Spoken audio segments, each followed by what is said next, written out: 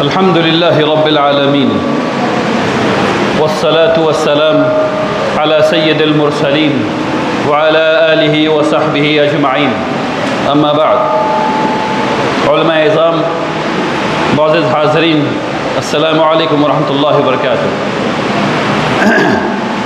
اللہ سبحانہ و تعالیٰ کا احسان ہے، اللہ کا شکر ہے کہ اس کی دی ہوئی توفیق سے میں اور آپ اور ہم سب لوگ یہاں اپنے امیر حضرت مولانا سید نظام الدین صاحب رحمۃ اللہ علیہ کے بارے میں ان کی حیات اور ان کی خدمات کو سمجھنے یہاں جمع ہوئے ہیں۔ اللہ تبارک تعالی ہمارے یہاں جمع ہونے کو قبول فرمائے، آمین یا رب العالمین۔ اللہ تبارک تعالی کی حمد و ثنا کے بعد میں بہت شکر گزار ہوں جناب عبد الواحد صاحب کا، جنہوں نے اس عظیم الشان اجلاس کا انعقاد کیا، اور ان تمام حضرات کا جنہوں نے مقالہ لکھا اور اپنے مقالے کو بھیجا اور یہاں تشریف لائے۔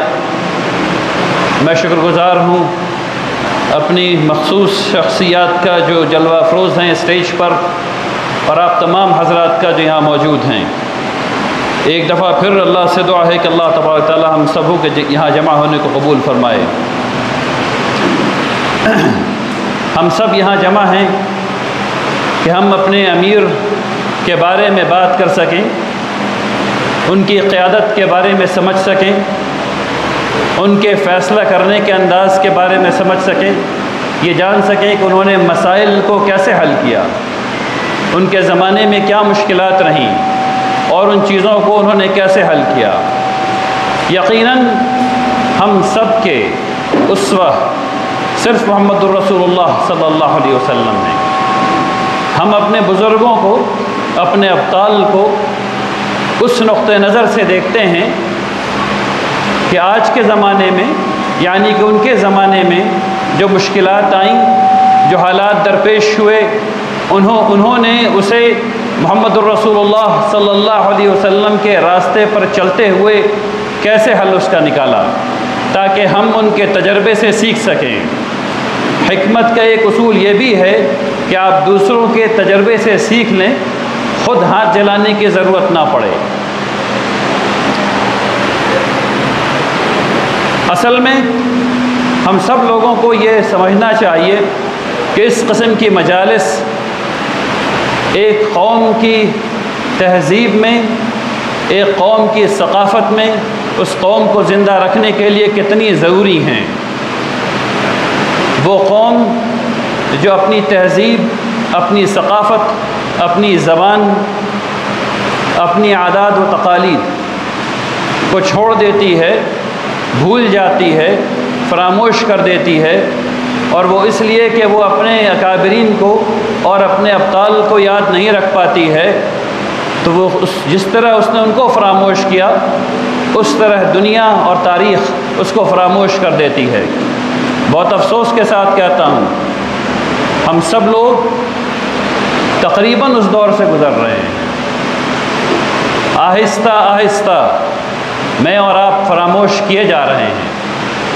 تھوڑی دیر پہلے چلیے، انگریزوں کے وقت میں جب اس ملک کی نگہبانی مسلمانوں کے ہاتھ میں تھی، تو انگریزوں کے ہاتھوں سیاسی طور پر، معاشی طور پر، تعلیمی طور پر، ہر نقطہ نظر سے سب سے زیادہ نقصان غالباً مسلمانوں کو ہوا۔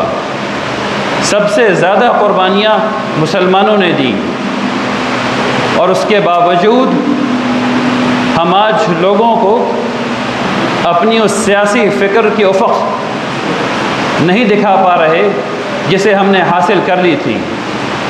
ہم اس اقتصاد کے بارے میں بات نہیں کر پا رہے جسے جناب ششی تھرور صاحب نے اپنی کتاب میں سونے کے الفاظ سے لکھا ہے۔ ہم لوگ تعلیم میں جو کام مسلمانوں نے اس ملک میں کیا، جو دریافتیں کی، اس کو ہم لوگ نہیں بتا پا رہے ہیں۔ کیوں نہیں بتا پا رہے ہیں؟ آپ کو اپنے آپ سے یہ پوچھنا چاہیے۔ اگر آپ سے اور مجھ سے یہ پوچھ لیا جائے کہ آزادی کے وقت کے 5 مسلمانوں کا نام بتاؤ، جبکہ ہزاروں مسلمانوں نے اپنی جانیں آزادی کے لیے دی، ہم نہیں بتا پائیں گے، کیونکہ ہم اپنی تاریخ نہیں پڑھ رہے۔ اگر ہم سے پوچھ لیا جائے کہ 7 امرائے شریعت جو گزر چکے ان کے نام گنا دو، تو شاید اس کمرے میں بیٹھے ہوئے لوگ جھجک جائیں، کیونکہ ہم اپنی تاریخ نہیں پڑھ رہے، ہم اپنی ثقافت چھوڑتے جا رہے ہیں، ہم اپنی زبان چھوڑتے جا رہے ہیں۔ اور اس قسم کی مجالس ہمیں یاد دلاتی ہیں کہ ہم وہ کام نہیں کر سکتے، ہمیں واپس اپنی تاریخ پر جانا ہے، ہمیں اپنے اکابرین کے بارے میں پڑھنا ہے، ہمیں اپنی زبان کو زندہ کرنا ہے، ہمیں اپنی عادات و تقالید جو اسلامی ثقافت ہے اسے زندہ کرنا ہے۔ آپ ثقافت کے نقطہ نظر سے دیکھ لیجئے، ہمارے اندر جو چیزیں جمع ہو گئی ہیں، کیا وہ اسلامی ثقافت ہے؟ کیا ہم یہ کہہ سکتے ہیں؟ نہیں کہہ سکتے، مشکل ہو جائے گی۔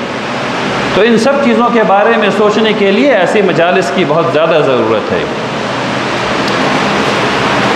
آپ نے 2 دنوں سے امیر شریعت سادس حضرت مولانا سید نظام الدین صاحب رحمۃ اللہ علیہ کی قیادت کے بارے میں سنا، ان کے انتظام و انصرام کے بارے میں جانا، یہ جانا کہ وہ کتنے شفیق انسان تھے۔ آپ نے جانا کہ انہوں نے کس طرح سے عمارت کو محفوظ کر کے رکھا، اس دھاگے کو ٹوٹنے نہیں دیا۔ میری ملاقات یا جو مجھے یاد ہے وہ اس وقت کی ہے حضرت مولانا سے، جب میں بہت چھوٹا تھا، غالباً 2ری 3ری جماعت میں پڑھ رہا ہوں گا۔ مجھے خوب یاد ہے دادا جان کی مجالس میں ان کے ساتھ بیٹھنا اور قاضی مجاہد الاسلام صاحب رحمۃ اللہ علیہ کے ساتھ بیٹھنا اور ان لوگوں کی گفتگو سننا۔ مجھے آج بھی اچھے سے وہ کمرہ بھی یاد ہے اور وہ جگہ بھی یاد ہے جہاں میں نے ان دونوں بزرگوں سے یہ دریافت کیا تھا کہ کائنات کو کس نے بنایا اور کیوں بنایا۔ جیسے چھوٹا بچہ سوال کرتا ہے، لیکن مجھے سوال یاد ہے ابھی بھی الحمدللہ۔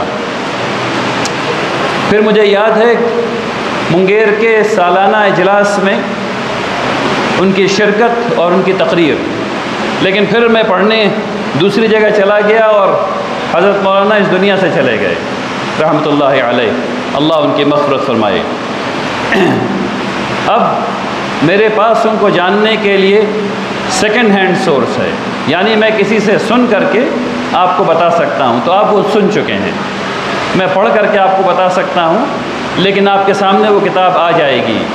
تو میں نے یہ سوچا کہ جب ان کی شخصیت کے تمام زاویے آپ سن چکے ہیں تو ان کے کچھ افکار آپ کے سامنے رکھ دیے جائیں، اور افکار بھی ایسے رکھے جائیں جس میں میری زبان نہ ہو، خود حضرت مولانا کی زبان ہو۔ تو ایک کتاب مرتب کی ہے، جناب اس معہد العالی کے سیکریٹری جناب مولانا مفتی عبد الباسط صاحب، بہت ہی اچھی کتاب ہے ماشاءاللہ۔ انہوں نے نقیب سے خاص مضامین کو نکال کر کے جمع کر دیا ہے اور خاص تقریر کو جمع کر دیا ہے، لیکن چونکہ وقت بہت زیادہ ہو گیا ہے اس لیے میں صرف 2 یا 3 اقتباسات آپ کے سامنے پڑھوں گا تاکہ مولانا کی فکر کے چند حصے کم سے کم آپ سن لیں۔ لیکن میری گزارش ہوگی کہ آپ اس کتاب کو ضرور پڑھیں، الف سے لے کے یا تک پڑھیں، تاکہ آپ ان کے افکار سے خود کو آشنا کرا سکیں اور یہ دیکھ سکیں کہ مولانا آج سے 20 سال پہلے، آج سے 30 سال پہلے کیسی بات کر رہے تھے، وہ کتنا آگے سوچ رہے تھے، وہ تعلیم کے بارے میں کیا سوچ رہے تھے، وہ عمارت کے بارے میں کیا کہہ رہے تھے، وہ دارالقضاء کے بارے میں کیا کہہ رہے تھے، وہ دارالافتاء کے بارے میں کیا کہہ رہے تھے۔ تو آپ کو حیرت ہوگی ماشاءاللہ، آپ کا دل خوش ہوگا کہ ہمارے امیر ہماری امیر کی شخصیت ایسی تھی۔ رضائے الہی کے بارے میں مولانا فرماتے ہیں،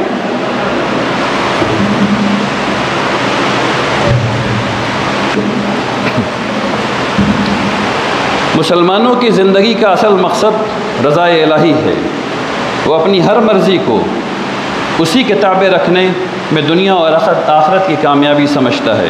حضور اکرم صلی اللہ علیہ وسلم کا ارشاد اس کی ترغیب دیتا ہے، لا یؤمن احدکم حتی یکون ہواہ تبعا لما جئت بہ۔ مولانا نے اس حدیث کو کوٹ کیا ہے. اس حدیث کے بارے میں دو بات کرنا چاہتا ہوں. بہت مشہور حدیث ہے, بہت سخت حدیث بھی ہے. رسول اللہ صلی اللہ علیہ وسلم نے فرمایا تم میں سے کوئی مومن نہیں ہو سکتا ہے. کب تک نہیں ہو سکتا؟ کوئی مومن نہیں ہو سکتا. کب تک نہیں ہو سکتا؟ جب تک کہ اس کی خواہشات اس چیز کے تابع نہ ہو جائے جو محمد صلی اللہ علیہ وسلم لے کر کے آئے ہیں, یعنی کہ قرآن اور سنت. ہم سب لوگوں کو جو اس کمرے میں بیٹھے ہوئے ہیں, خاص کر کے مجھے یہ سوچنا چاہیے کہ جب میں کوئی کام کرتا ہوں, جب میں کوئی چیز سوچتا ہوں, جب میری بیٹی کی شادی ہونی ہے, جب مجھے کچھ ایسے کام کرنے ہیں جو روایتی طور پر کر رہا ہوں, جب مجھے کچھ ایسے کام کرنے ہیں جو کسی اور ثقافت سے لیے جا رہے ہیں, تو کیا میں اس کی اتباع کر رہا ہوں جو محمد الرسول اللہ صلی اللہ علیہ وسلم لے کر کے آ رہے ہیں؟ اور اگر ایسا نہیں ہے تو کیا میں مومن اٹھایا جاؤں گا؟ بہت سخت حدیث ہے میرے بھائیوں. اس سے دل ہم لوگوں کا ہل جانا چاہیے.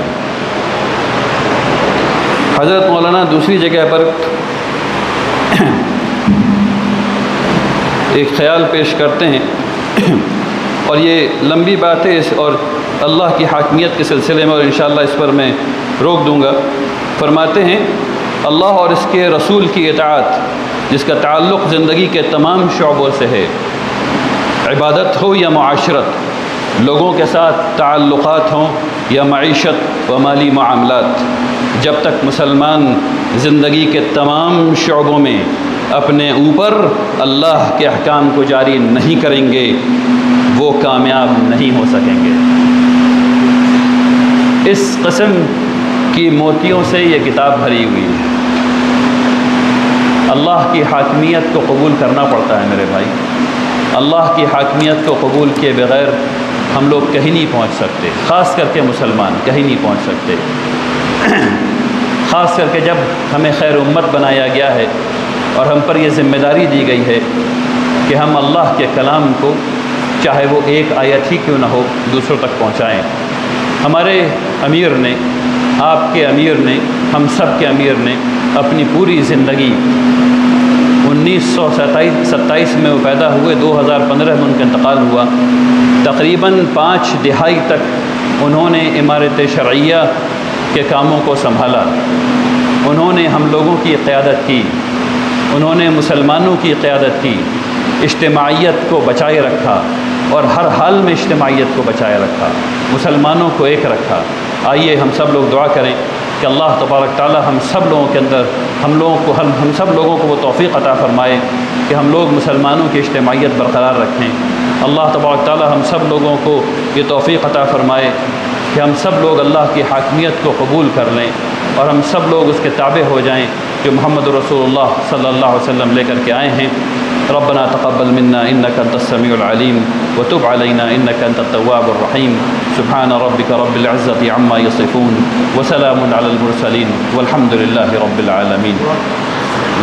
میں دعا ہی کر رہا تھا اس سے پہلے میں دعا ہی کر رہا تھا وہاں جو 3 باتیں کی وہ دعا ہی تھی. اچھا ٹھیک ہے بھائی, مجھ سے کہا جا رہا ہے کہ ہاتھ اٹھا کے دعا کر لیجئے. ٹھیک, بسم اللہ الرحمن الرحیم. اللہم انت السلام انت السلام تبارک یا ذی الجلال والاکرام. یا اللہ, ہمارے امیر سید حضرت مولانا نظام الدین صاحب رحمۃ اللہ علیہ کو جنت الفردوس میں اعلیٰ سے اعلیٰ مقام عطا فرمائیے. یا اللہ تبارک تعالی ان کی زندگی کو ہمارے لیے مشعل راہ بنا دیجیے, ان کی زندگی کے تمام اچھے حصوں کی اتباع ہمیں کرنے کی توفیق عطا فرمائیے. یا اللہ تبارک تعالی ہمیں اس چیز کا تابع بنا دیجیے جو آپ نے محمد رسول اللہ صلی اللہ علیہ وسلم کے ہاتھ بھیجی. یا اللہ تبارک تعالی ہمیں اپنی حاکمیت قبول کرنے کی توفیق عطا فرمائیے. ہمیں اس زندگی میں ایک لمحے بھی تن اپنی ہدایت کے بغیر نہ چھوڑیے اور ہمارے لیے آخرت کو آسان فرما دیجیے. ربنا تقبل منا انك انت السميع العليم وتب علينا انك انت التواب الرحيم. سبحان ربك رب العزة عما يصفون وسلام على المرسلين والحمد لله رب العالمين. جزاكم الله خير, بارك الله فيكم جميعا.